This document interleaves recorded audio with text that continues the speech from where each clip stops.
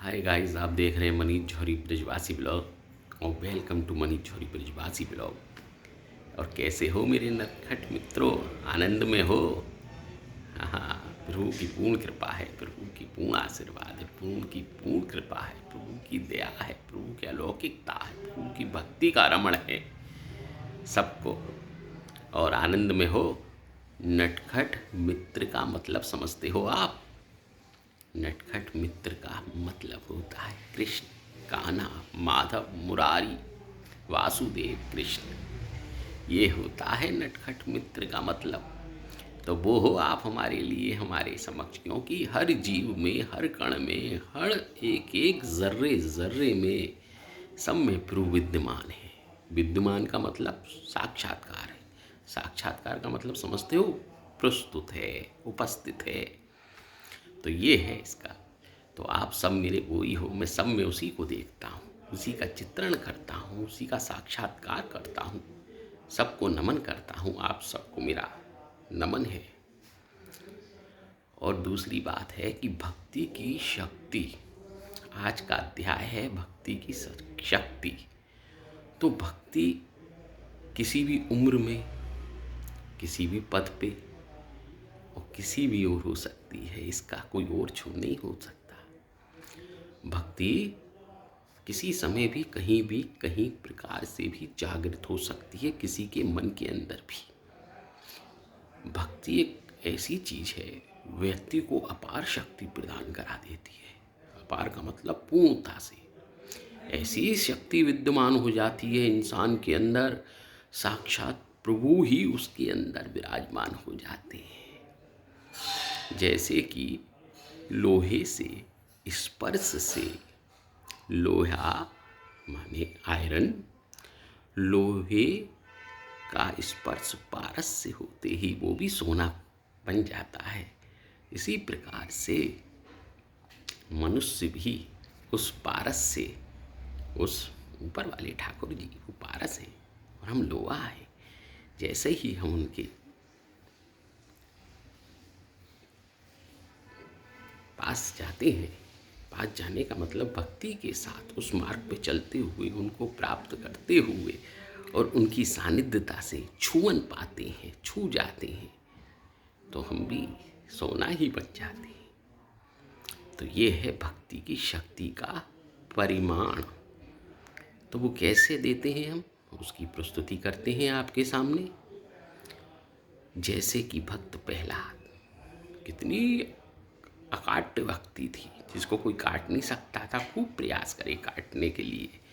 प्रहलाद की भक्ति के लिए, ठाकुर के मार्ग से डिगाने के लिए, उनके मार्ग से भटकाने के लिए, उनके दूर करने के लिए खूब प्रयास करे। उनके पिताजी ने नहीं डिगे थे, एक पल नहीं डिगे थे, छोटे से बालक थे, नन्हे मुन्ने से। वो भी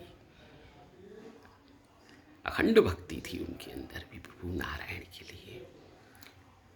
हिरण्यकश्यप के बच्चे थे। एक बार वो अपने पिताजी के समक्ष उपस्थित हुए। उपस्थित माने गए। तो पिता ने कहा कि मैं जगत का प्रभु हूँ, मैं ही सब कुछ हूँ। हिरण्यकश्यप ने बोला।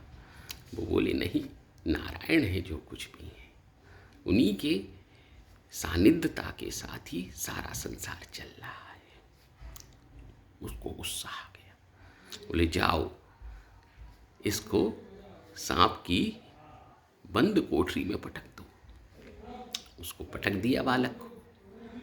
पापा डाल दो, पिताजी डाल दो, कोई दिक्कत नहीं है हमको। डाल दिया सांप की कोठरी में। अंधकारी, अंधकारी कोठरी, अंधकार पूरा विद्यमान था उस जगह। लेकिन उसने हरि का नाम जपा, नारायण का नाम जपा। वहाँ से भी बाहर आ गए। क्योंकि ये कथा बहुत लंबी हो जाएगी, मैं सूक्ष्मता के साथ वर्णन करता हुआ, उसका कथन करता हुआ आपके सामने प्रस्तुत कर रहा हूँ। आ गए बाहर। पिताजी देख के चौंक कर, अरे भाई ये तो फिर आ गया। बोला कौन है? बोले मैं हूँ। वो बोले हिरण्यकश्यप, मैं भगवान हूँ। बोले नहीं, नारायण है, श्री हरि, जगत के पालनहारी वो ही है। चराचर सब जीवों में सब जगह वो ही विद्यमान है।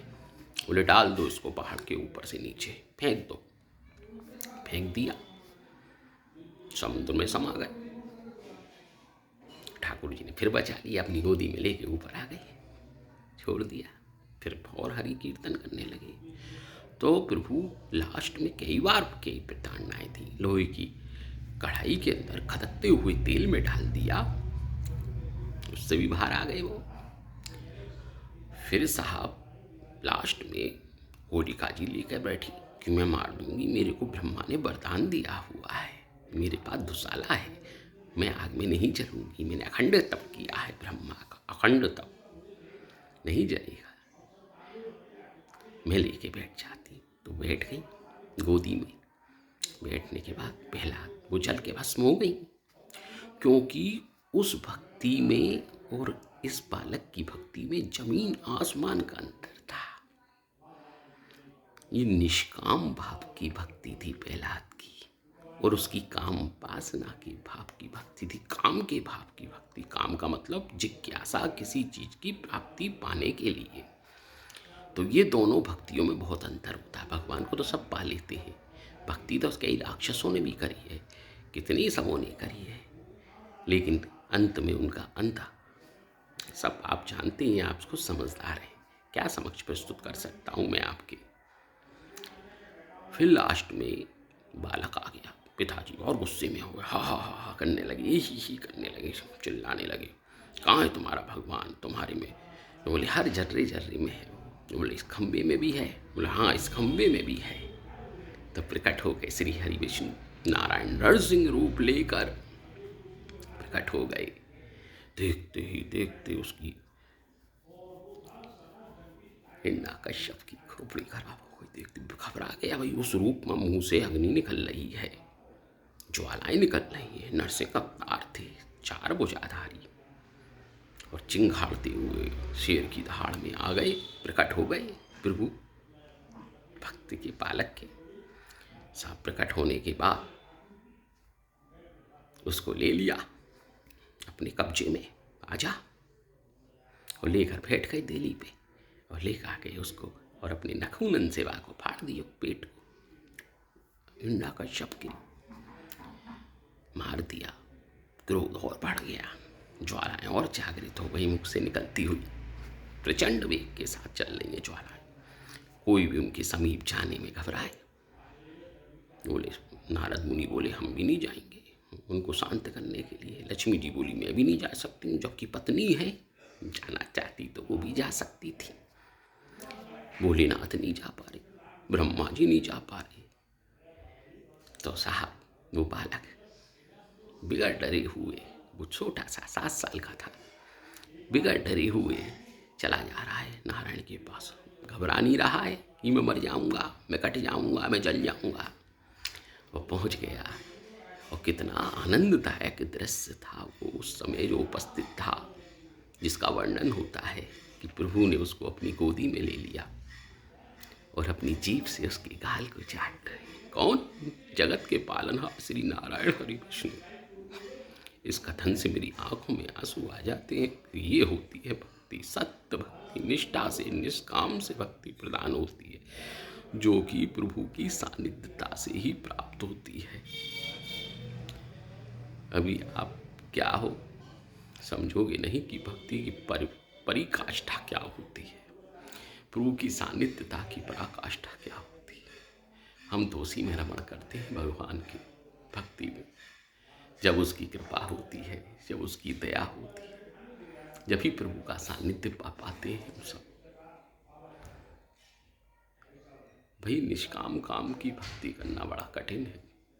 वो जब होगी जब वो प्रभु की प्रेरणा इंसान के अंदर जागृत होगी।